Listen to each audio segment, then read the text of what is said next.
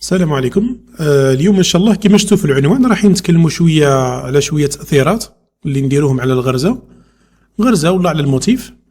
من بين التاثيرات اللي هي ال 3 دي، يعني كيفاش نديروا موتيف 3 دي بالدرز، وكيفاش نديروا تاثير تاع الكومبين، يعني الدمج والتفريغ على موتيف، على ورده. احنا على كل حال راح نطبقوا على ورده وطبقوا على اي حاجه. هي 80% تسمى نمشيو التاثيرات هذو على الورد هو اللي يكون فيه شويه تاثيرات زياده، والورد يتحمل تخربيش. تعود حاب تخربش في حاجه، الورد يتحمل، يعني اي تاثير اي حاجه حبيت تزيدها زيدها في الورد شغل يتحمل بزاف، ساكت. الورد ما يريكلاميش، ولكن موتيف خلاف ورقات ولا اي موتيف، يعني عروقه هكا شغل شويه فيهم قواعد. اما الورد ما يقبل كلش. يعني قبل ما نتكلموا على الدرس، وقلنا قبل ما نديروا الدرس ماذا بيا نفكركم كالعاده باللي كاين الدورات راهي يوميا، يعني تبدا وقت ما حبيت. علاش تبدا وقت ما حبيت؟ لانه فرديه ماهيش جروب تتعلم وحدك. لو كان جات جروب اكيد راح يكون فيه وقت محدد وثابت، ولكن بما انه فرديه يعني وقت ما حبيت تبدا الدوره شامله فيها كلش، وتتعلم بالطريقه اللي حبيت. هي الدوره عن بعد، تعلم النهار اللي حبيت والوقت اللي حبيت والساعه اللي حبيت والمده اللي حبيت، وبربي ان شاء الله نتعلموا كامل. قلنا راح نطبقوا واحد التاثير اللي هو 3 دي بالران، بخط الران. قلنا تصلح بزاف في الورد. راح نرسموا ورقه. شوفوا الرسم اولا راح يكون فيكتور، ما ترسموش بالران خط الدرز العادي، اخدموه فيكتور.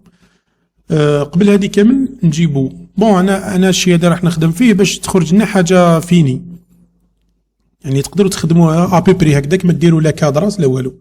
ولكن راني ندير لي كادر باسكو كاين ناس شغل مبتدئه بزاف في البرنامج، ماذا بينا ما نصعبوهاش عليها. راح نخدموا ورقه. عندنا كاريات، كل مربع فيه 1 سنتيم. نجيو هنايا نخدم اي شكل. انا راح ندير شكل وانتم طبقوا على اي حاجه تجي في بالكم. شوف بيخرج لي الشكل مليح. انا الورقه ما نخدمهاش ديريكت. في هذه الورقه الانواع تاع الورق راهم بزاف، في هذه ما نخدمهاش ديريكت. نخدم نص ومن بعد نكوبي الجهه الدوزيام باش تخرج لي ورقه يعني فيها تناظر مليح هكا. القوس هذا يخرج لي مليح، هذه هي. ومن بعد نجي ندبلي على 5 6 كيما تحب. نجربوا على 6. خرج لنا الطابلو هذا الطابلو. واش راهو يقول لك اسكو هادو الورقات اللي زدتهم في الدوره هذه، اسكو راك حاب تخلي كل وحده وحدها، كل ورقه وحدها، ولا راك حاب تدمجهم في بعضهم. حنا نديرو نعم هنايا باش يدمجهم يوليو كامل مع بعض. يعني نجيو نديرو كونترول دي هكذا. راهم عندنا زوج. شوف هذه الدوزيام نحكموها نقصوا لها شويه، نقصوا ونحطوها هنا في النص. هي ماشي لازم في النص وسوي، يعني حطوا وين حبيت هنايا، ولكن من الاحسن في النص. وما من الحجم تاعها ما يهمش، لانه من بعد نقدروا نتحكموا فيه. هنا الحجم ما يهمش، نبدلوا لها اللون برك تاعها. شوف باش تبدلوا اللون هنا كاين فيكتور كليكي عليه.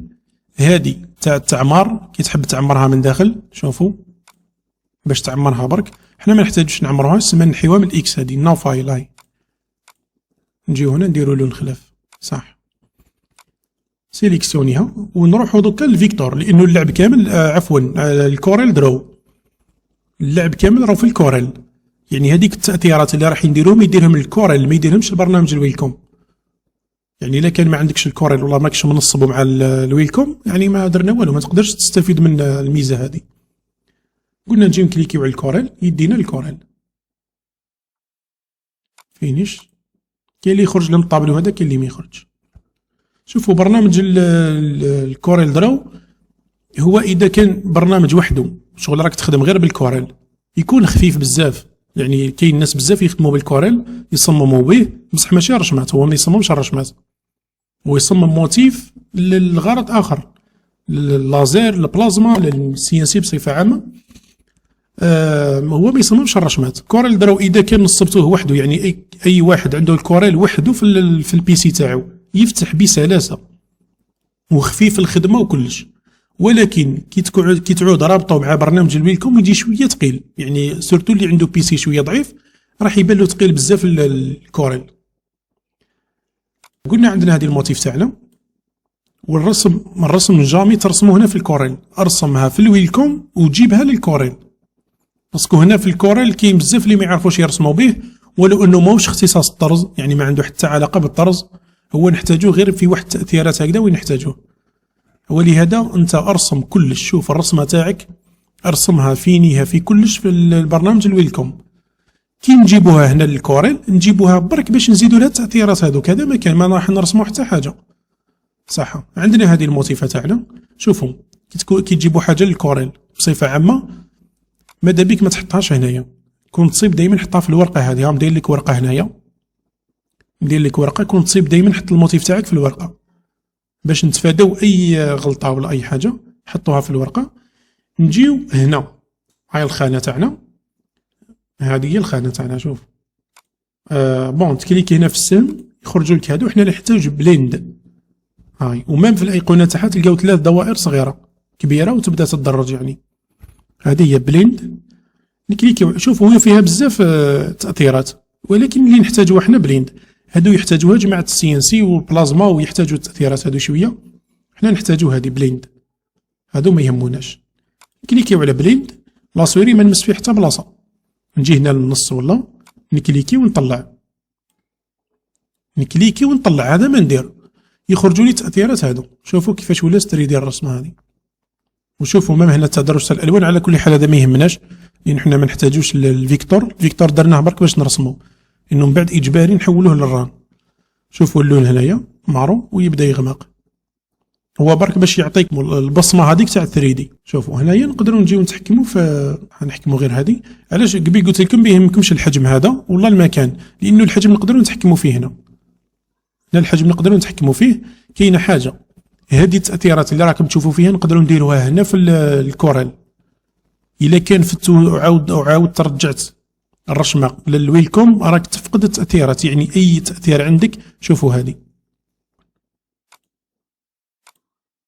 شوفوا هنايا قد ما تميلها يتبعك، يعني الموجه تاع 3 دي هذيك تتبعك. ها شو هنا الورده هذه شغل عندها واحد العمق هكذا. شوفوا هادو التاثيرات. لو كان دوك نعاود هذه الرسمه نديها للويلكوم باش نكمل الخدمه، هادو التاثيرات نولي ما نقدرش نديرهم. هادو خلاص تروح وكانها جامده، يعني الصوره، يعني التاثيرات هادو الا عندك حاب تحطها في بلاصه معينه، حاب تكبر حاب تصغر، ديرها هنا في الكوريل. الا ديتها للويلكوم خلاص هي تفقد كلش، ما يبقى عندك حتى تاثير. قلنا نقدروا نتحكموا في الحجم، يعني نقدروا ندوروها اي حاجه، اي تاثير تقدر ديروه هنايا. وكاينه حاجه اللي لاحظتها انايا، هذه الدائره اللي في النص اللي هي لا باز، هذه هي لا باز تاعنا. هذه الدائره اذا كان خليتوها في النص وسوه، الا كان درتوها في النص وسوه التاثير تاعها مش راح يبان مليح. ولهذا دائما باش تشوفوا 3 دي حقيقيه دائما جبدوها شويه على النص، طلعوها شويه الفوق، هبطوها هنايا. المهم حوموا حول النص تاعها، حول السونتر هذاك، باسكو لو كان تخليوها في النص مش راح تبان بلي 3 دي، راح تبان حلقات جايين ورا بعضهم وصاي. ولكن اذا ميلتها شويه هنا راح يبان 3 دي تاعها. حاجه خلاف ما تقدموهاش للشط بزاف، لانه راح يصير لكم مشكل من بعد. شوفوا المشكل اللي يصير، يعني ما تقدموهاش للشط بزاف وما تخليوهاش في النص، يعني دائما طلعوها شويه فوق النص هكا،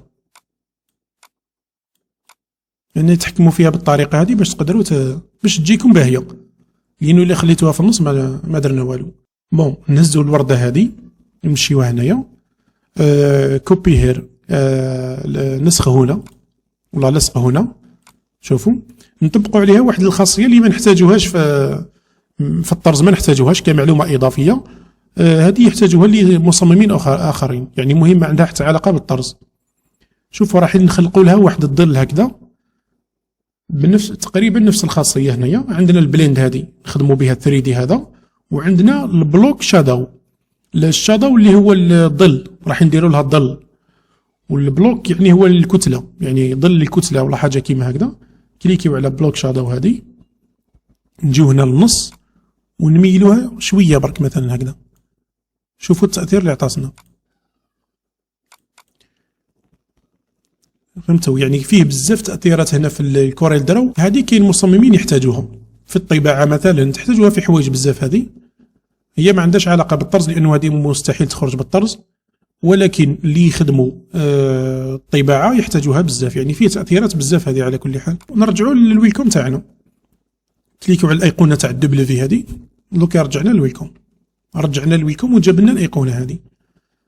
شوفوا دوك لو كان انا نجي نموديفي الموديفيكاسيون اللي حكيت لكم عليها قبيل، نجي نموديفي ما يتبعش. شوف تولي كل حاجه وحدها. سما التاثيرات اللي كنت ندير قبيل في الكوريل هنا وليو ما عندهم حتى معنى. هنا نجيو نحولوها للخط الران، كليكيو عليها نحولوها للران.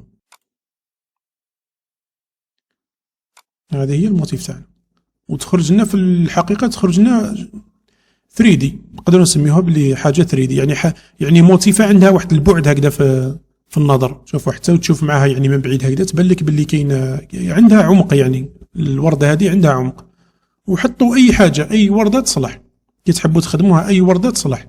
وشوفوا تصلح بالران، يعني ديرها ران والله ديرها مثلا يعني درس ثلاثي.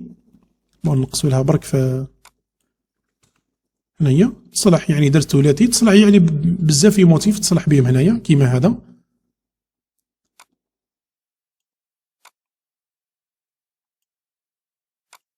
تصلح بزاف يعني انواع هنايا تاع الخطوط، ولكن نخدموها بالخط.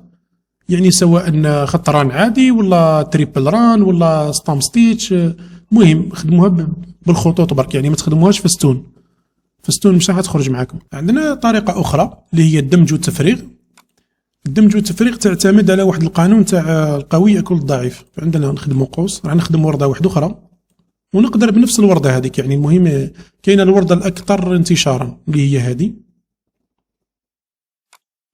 الورده اللي عند الناس بزاف، يعني معروفه. على كل حال نحيو الكادرات هادو. شوفوا عندك ورده خادمها بطاطامي ولا خادمها فستون يعني ساتا ولا خادمها باي حاجه. عندنا ورده هذه، شوفوا ندوبليوها نفس الطريقه تاع قبل، ندوبليوها هكا تولي عندنا ورده واحده اخرى. هكا عندنا زوج وردات، نبدلوا لها اللون باش تبان برك. يعني مش لازم نبدلوا اللون، ولكن انا بدلته باش تبان. نقدروا نديروها بالحجم اللي حابينه.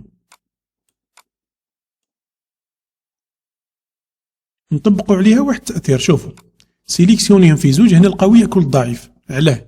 معناتها انه الورده الكبيره ولا الموتيف الكبير هو اللي يبقى، والموتيف الصغير هو اللي يروح. وكي يروح يخلي اثر وراه، يخلي بلاصتو فارغه. فهمتوا؟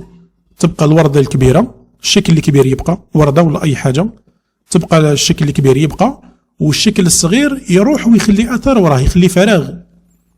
سيليكسيونيهم في زوج ونكليكيو على كومبين هاي اللي هي الدمج وتفريغ. كومبين راهي فيها زوج خصائص، الدمج وفيها التفريغ. نكليكيو عليها تتفرغ لنا بلاصه الموتيف، واي موتيف كان. يعني هنا تقدر دير اي موتيف وتقدر دير بزاف لي موتيف. يعني ماشي بشرط انه ورده وحده. فوالا هكذا درنا دمج وتفريغ. نعاودو نرجعو مشاريع. قلنا باللي نقدروا نديروا حتى عدد وردات، يعني ماشي بشرط وحده.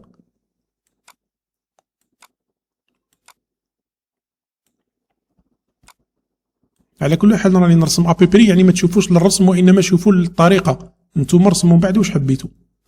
شوفوا هنايا نفس الطريقه، القوي ياكل الضعيف. الموتيف الكبير هو اللي يبقى، والموتيف الصغير يروح ويخلي بلاصتو فارغه. هذا هو المبدا تاعو.